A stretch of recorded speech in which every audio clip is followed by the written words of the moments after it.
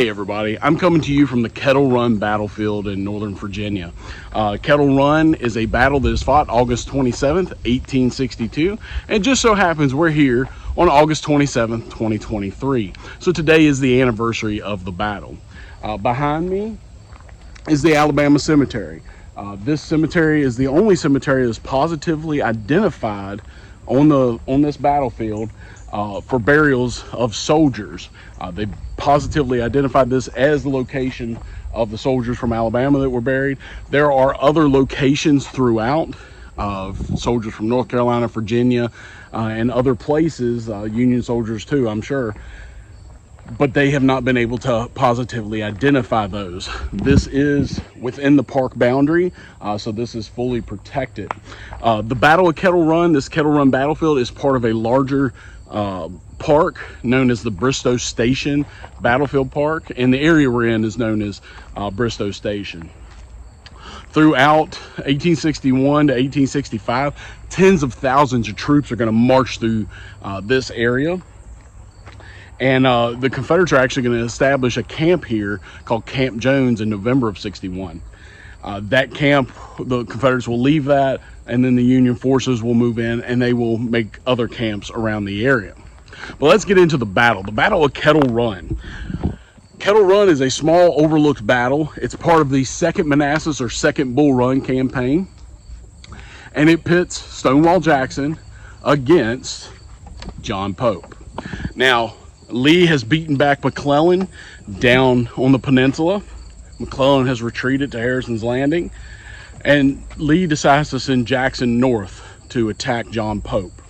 As he's doing so, he'll fight a sharp battle at Cedar Mountain, and then there will be a battle here on August 27th. The battle here is small. What's going to happen is John Pope is looking for the Confederate Army. He believes there is a raid that's happening here near Manassas. He's going to quickly realize that it's not just some small raid. This is a large part of Robert E. Lee's army that is marching now in his rear. Once the Confederates arrive here initially, they're going to push out the pickets from this area.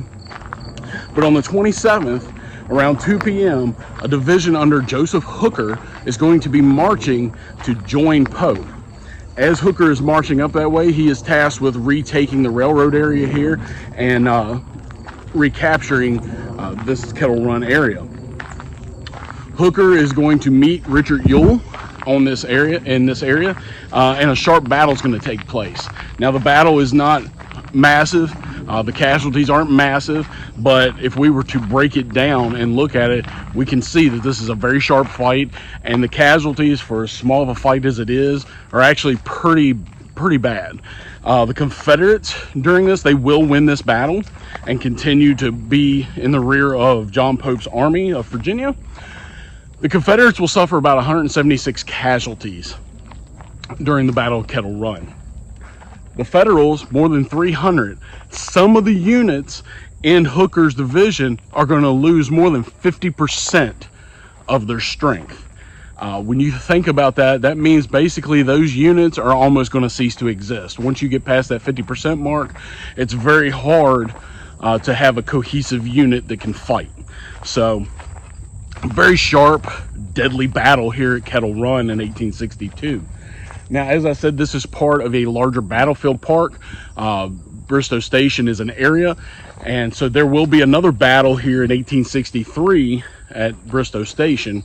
But this little piece of the battlefield, Kettle Run, is an interesting spot. Again, you can go back here, you can see the Alabama Cemetery. You can walk the trails and just be where these troops were. You can kind of see why it's so important. Earlier I heard the train going through. Railroad still runs through here, so you can see why this particular area is so important to the Union Army and also to the Confederates as they are trying to push north and get in the rear of John Pope's army of Virginia in 1862. So if you get a chance to come out here, definitely do so. It's a really neat battlefield, great trails, great signs. Thanks for watching.